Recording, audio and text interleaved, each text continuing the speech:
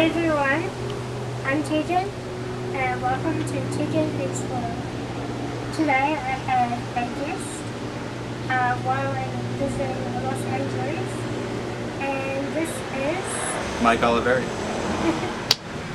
and Mike is somebody that I've met through YouTube who is a very busy famous guy who's had some amazing experiences. And I thought I'd catch up with him while I'm here in LA and see if he'll share some stories for me to bring back home to share with my New Zealand friends.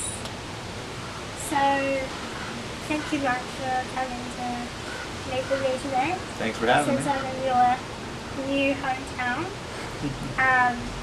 Would you share with us where you grew up and how you came to be in Los Angeles?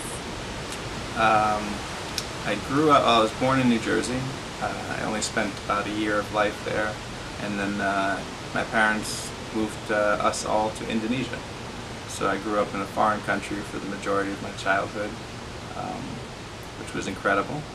I got to eat the most amazing food and see some incredible things that, let's just say, they're not in America.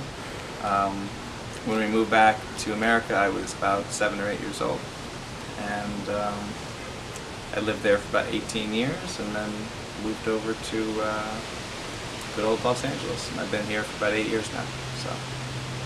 So it's a big change to go from East Coast to West Coast for a lot of people. So how was that experience for you? I pretty much felt that I had done everything that I was going to do in New Jersey up until that time. So I mean, I was ready to welcome it with open arms, and it actually welcomed me pretty well. So it was not that hard of a transition, actually. Great, that's good.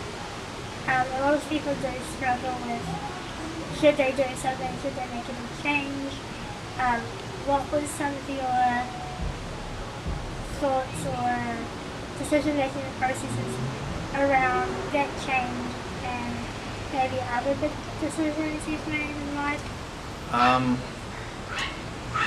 I was more afraid of staying exactly where I was, as I had been for the past 24 years, not really wanting to venture out. Yeah, I was more afraid of staying in New Jersey than I was of embracing whatever California had to offer. Mm-hmm. Yeah, I didn't want to waste the rest of my life sitting with my parents, you know, in Oradell, New Jersey, just hanging out with whoever was around town. I wanted to see what would happen if I chose the random, and the random was a lot more fun, a lot more interesting. That's so true. I think you probably identify with it. Okay, so what is one of the most outrageous or crazy or challenging things you've done in your entire 32 years so far?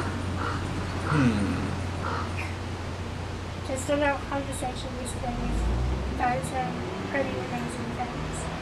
I've done some I think probably the craziest thing was either driving cross country by myself, or definitely my first year of life in LA. Because I had no money. I had donations basically from a website, and when I got here, the only people that I knew were my aunt and her children, but they kicked me out on Christmas Eve after one night of staying there.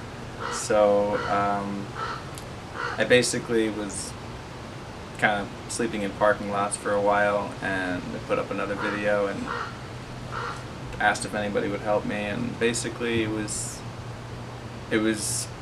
quite an adventure, hopping around from different places, staying with friends, sleeping on the floor a lot, and then I had to borrow more money so I could live there for the first year, and I met some very interesting characters. My first apartment, it was a lot of alcoholics, a lot of drug addicts, a lot of just the weirdest group of people you can ever imagine, but I had nobody else to rely on for help besides them and one or two friends that I had known from New Jersey that had moved out to California. So it was a real struggle just figuring out how I was going to eat, drink, wash up. Most of the time I had to just do it myself and find a way to make it work. But there were some nights where I had a seizure, 1 or 2 nights, and I went flying out of my chair. And I got woken up between my table and my wall. I had to scream for help. But I mean, yeah, there were lots of times just basically on the ground. And I just had to wait till the morning till somebody would be able to check in on me and make sure I was all right. But I actually found a way to smile through all of the falling and all of the not sleeping in a bed and not eating. I felt free. I felt independent. I felt powerful. I felt accomplished because I wasn't just, trying to be comforted and I was living, and it was really raw. It was me being faced with myself for the first time in my life and getting to know myself, getting to know my limits, my capabilities, strengths, weaknesses, and every day was a new adventure with meeting new people, seeing new faces, getting into trouble. It was a roller coaster ride, but it wasn't one that I would have traded for the world. It's amazing. So when it comes to how you encourage other people, what's something that you would share with them to go along with? People with disabilities or anybody really? Anybody? This is a diverse community. I would say that whatever definition you have for your own life, or whatever definition you think you have for your own life, it's not necessarily the way your life is going to go. When I grew up with a disability, I kind of looked into the future thinking my life is going to be X, Y, and Z.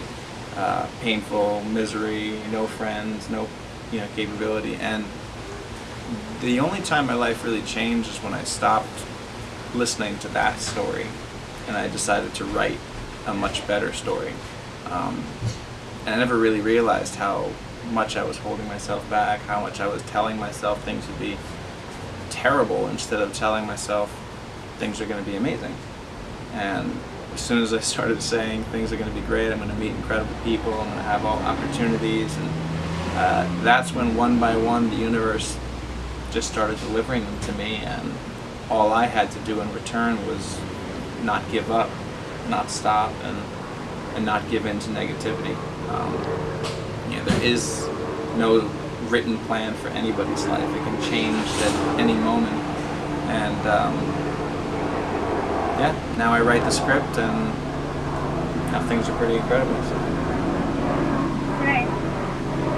Okay, so to wrap everything up, could you tell us a few short facts about you and what makes you who you are? Facts. I have muscular dystrophy. I don't really know what diagnosis I have, to be honest. I love traveling, cars, food. Love meeting new people. I love live music. I've seen many shows since I've been here. Became friends with a lot of my favorite bands because I feel like, why not? Might as well have that extra experience instead of just being a concert goer. Might as well be a friend and a concert goer. So I like that backstage experience. Had it many times. I am kind of a crazy guy, even though now that I'm getting a little older, I'm a little slower and a little wiser in my movements. But I love new experiences. I get really bored when things are the same. So, and, I don't give up at most things that I try. So, pretty determined dude. Yeah, that's the best way to be. Gets you where you need to go. It does. As my father used to say, the squeaky wheel gets the oil. Yes, indeed.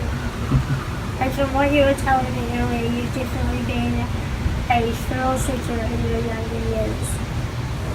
Yes, I've done some crazy, stupid things. I've driven way too fast. But I am definitely an adrenaline junkie.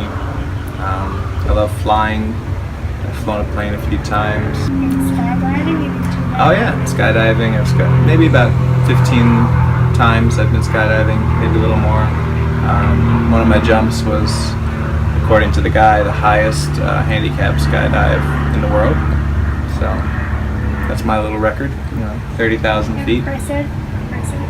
Yeah, I free fall I for. would not be getting out of the plane. It was negative 68 degrees out of the plane, and had to wear a full army uniform and warm stuff and a helmet with an oxygen mask and all that good stuff.